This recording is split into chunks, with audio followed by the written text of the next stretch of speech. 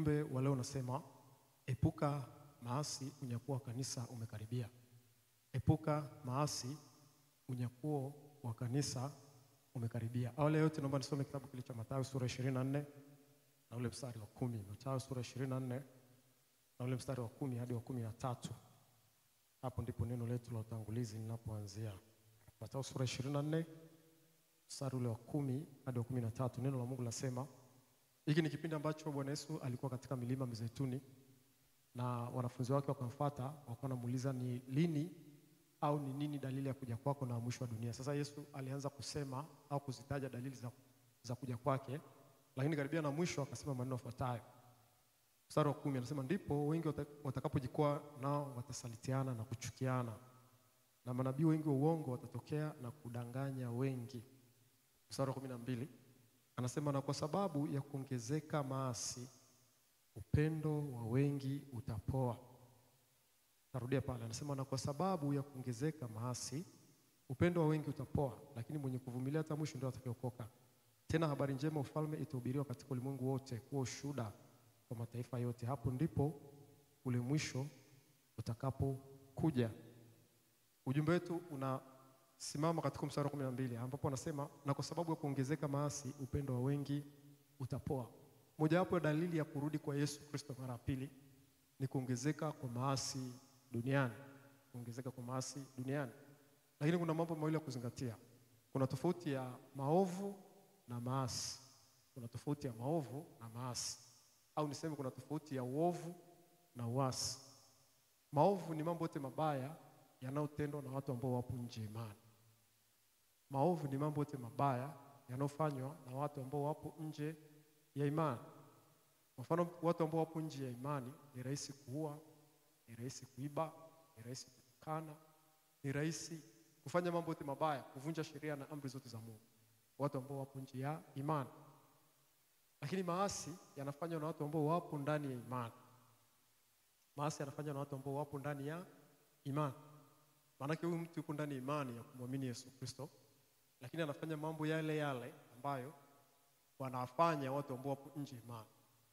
Kwa hiyo inapotokea mtu ambaye tayari yuko ndani ya imani, anamwamini Yesu Kristo kama Bwana na Mwokozi wa maisha yake, amemshamjua Mungu wa kweli ni yupi, kwamba ni Mungu aliumba mbingu na nchi na mwanae mpendwa Yesu Kristo, na anajua kabisa neno la Mungu na amri na sheria na hukumu za Mungu, lakini anatoka anaenda kufanya mambo ambayo yanakatazwa katika imani yake, lakini anaenda kuyafanya. Hapo anakuwa afanyi maovu, anafanya maasi.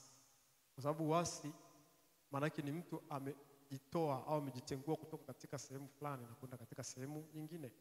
Ndio maana sasa hivi tukisikia swala la uasi, labda waasi wamevamia sehemu fulani, wale waasi sio watu wa mbali, ni watu ambao wamemeguka kutoka katika labda serikali au katika mamlaka fulani, wakaenda kujiunga na kutengeneza taasisi au kutengeneza kikundi chochote kile, na lengo linakuja kuwa kuvamia au kuharibu jamii inayozunguka pamoja na kule walikotoka. Hiyo ndio maana uasi. Kwa Biblia inaposema maovu na maasi, lazima tujue kutofautisha hivi vitu viwili. Maasi yanafanywa na watu ambao wapo ndani ya imani lakini wanaiasi imani yao na kwenda kufanya vitu nje na imani. Lakini maovu ni watu ambao wanafanya mambo mabaya wanayofanya na watu ambao wako nje ya imani. Sasa mojawapo dalili ya kurudi kwa Yesu, anasema siku za mwisho maasi yataongezeka. Sasa mara nyingi watu tunapeleka macho yetu kuangalia mambo yanayoendelea duniani maovu, hususan kwa watu ambao wako nje ya imani. Utakuta kuna watu ambao hawaamini hata kama Mungu yupo, wanajiita atheist. Wale wanaweza kufanya jambo lolote ambalo linashangaza. Unaweza tutasikia ndoa za jinsia moja au niseme mahusiano ya jinsia moja kwa watu ambao wako nje ya imani. Unaweza tukasikia mauaji kikatili kwa watu ambao wako nje ya imani. Unaweza tukasikia mambo mabaya yote ambayo tunasikia. Au ni watu ambao hawamwamini hata Mungu wa kweli, hamjui. Au hata kama wanamjua bado imani yao hajashawishika kuamini kwamba ni kweli yupo. Kwa hivyo hawa wanapofanya mabaya, wanafanya maovu, yanamchukiza Mungu, na maovu yote yana sehemu yake, katika sehemu yake ni katika ziwa la moto, Biblia inasema. Lakini jambo ambalo linamuumiza sana au linamfikirisha au linaugusa moyo wa Mungu ni maasi yanayofanyika duniani zaidi ya maovu. Kwa sababu maovu siku zote hapo. Maovu siku zote hapo. Kuanzia dunia kuumbwa mpaka leo maovu yanafanyika na ni kiwango kile kile. Lakini maasi ni jambo ambalo linakuja na kuna kipindi linapotea. Sasa maasi yanafanywa na watu wa Mungu, watu ambao wanamjua Mungu tayari, wanafanya makosa, yale ni maasi. Mtu ambaye kashaokoka alafu anatoka anaenda kuiba, anaenda kuzini, anafanya maasi, anafanya maovu. Na hayo ndio mabaya, na ndio Biblia inasema hapa kwamba na kwa sababu ya kuongezeka maasi upendo wengi utapoa. Maana yake maasi yanatajwa kama dalili mojawapo ya siku za mwisho. Kwa hiyo ni muhimu sana kuangalia na kuwa makini sisi kama Wakristo kwamba tumeshaingia katika imani, tujiepushe na maasi, sio maovu tena. Maovu ni kipindi kabla tujaokoka ndipo tunafanya maovu. Na unajua kitu kimoja, mtu ambaye ameshamwamini Mungu, ameshampokea Yesu, akifanya kosa, afu kosa hilo hilo likaenda kufanywa na mtu ambaye hamjui Yesu, yule ambaye amefanya, ambaye hamjui Yesu, kwake inaweza lisiwe kosa kubwa mbele za Mungu, tofauti na wewe ambaye tayari umeshaokoka au mimi ambaye tayari nimeshaokoka alafu nafanya jambo lile lile. Na leo shetani anatufunga macho sana Wakristo wengi. Tunaanza kuangalia watu wa nje. Tunasema angalia dunia ilivyoharibika huko. Angalia maasi yanayoendelea huko, maovu yanayoendelea huko. Pasipo kujua kwamba jicho la Mungu la kwanza linaangalia kanisa lake. Dalili mojawapo kubwa kurudi kwa Yesu, tunapaswa tuangalie hali ya kanisa. Kanisa linapoanza kutoka katika hali ya kumpendeza Mungu na kwenda kufanana na dunia, hapo ndipo jicho la Mungu linaangalia, na ndio mojawapo dalili ya kurudi kwa Kristo mara ya pili. Kwa sababu maovu siku zote yapo. Hatuwezi kushangaa watu nje huko wanaua, ni mambo ambayo yapo. Lakini mauaji yanapoingia kanisani ni jambo lingine. Udunia unapoingia kanisani ni jambo lingine. Sasa hivi tunaishi kipindi ambacho kanisa linageuka kwa kasi kubwa sana na dunia. Wala dunia ibadilishwe na kanisa na watu watoke ulimwenguni waingie katika kanisa kwenye imani, lakini sasa hivi ni kinyume chake. Kanisa linafanya bidii sana kujifananisha na ulimwengu. Kwa maana utaona watu sasa hivi au imani ya Kikristo inafanana katika asilimia kubwa, kuanzia swala la uimbaji mpaka swala la mafundisho. Yote yanakuwa na tofauti na wanasiasa, ana tofauti na wanamuziki au wanamitindo. Ni vitu ambavyo vinafanyika kinyume kabisa na makusudi ya Mungu. Kwa hiyo kanisa linapogeuka na kupata kufananishwa na kujifananisha na dunia au kufanya mambo ya dunia, Biblia inatafsiri kama ni maasi hayo, kwa sababu inaondoka katika msingi wake inahamia katika msingi mwingine, ili hali inajua kabisa, ili hali wa Kristo wanajua kabisa kwamba hichi kitu sio sawa, lakini kanisa linatoka hapo linaenda kujifananisha na ulimwengu. Hao ndio maasi yanayozungumziwa katika Biblia. Na hiyo ndio dalili mojawapo pia kurudi kwa Yesu Kristo mara ya pili. Kwa hiyo hatuna budi kuwa makini sana katika hicho kipindi. Hatuna budi kuwa makini. Tusiangalie sana watu wa nje, tuangalie hali ya kanisa. Ukiona sasa hivi kanisani watu wanapoingia, wanaingia wanapotaka. Ukiingia kanisani huwezi kuona tofauti na mtu anayeingia disco. Huwezi kuona tofauti na mtu anayeenda bar. Wanaoenda bar wanavaa vile vile wanaoenda sana. Hakuna kufika mahali unajua kuuliza hapa ni wapi.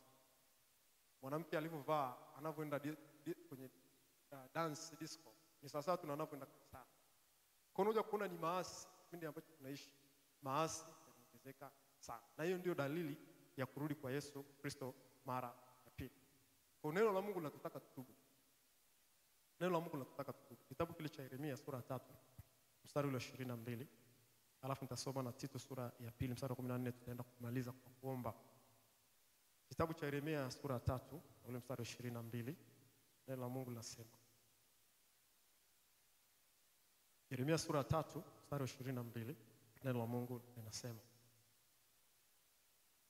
Rudini enyi watoto waasi, mimi nitaponya maasi yenu. Tazama tumekuja kwako, maana wewe u Bwana Mungu wetu.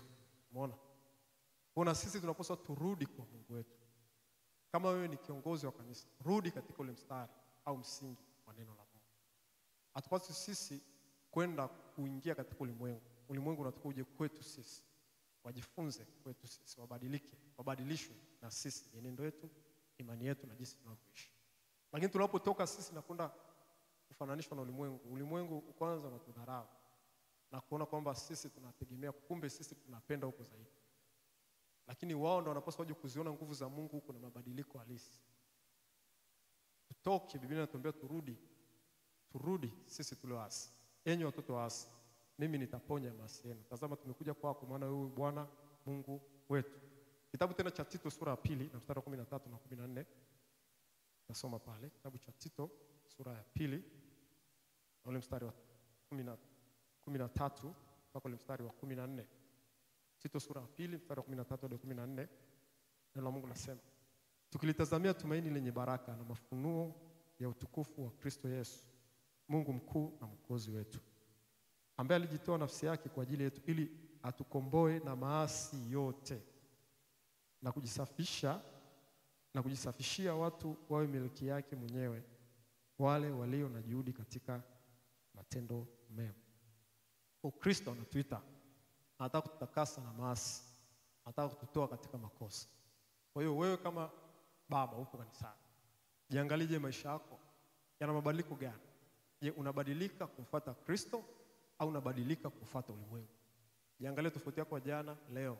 Jiangalie tofauti yako mwaka jana na mwaka huu katika imani uliyoko. Wewe ni mama, jiangalie. Wewe ni binti, jiangalie. Je, tangu umeanza kuingia katika imani, tangu umeokoka, una mabadiliko gani ya kiroho au ya kimwili au ya kimwili au ya kimaisha? Je, maisha yako yanafananishwa na watu gani? Maisha yako mtu akikuangalia na kuona kama nani? Hivyo ni vitu vya kuangalia sana. Kwa sababu sisi ni nuru ulimwengu. Lakini pia sio tu nuru ulimwengu. Sisi pia ni barua inayosomwa na watu wote. Tunasomwa, kuangaliwa.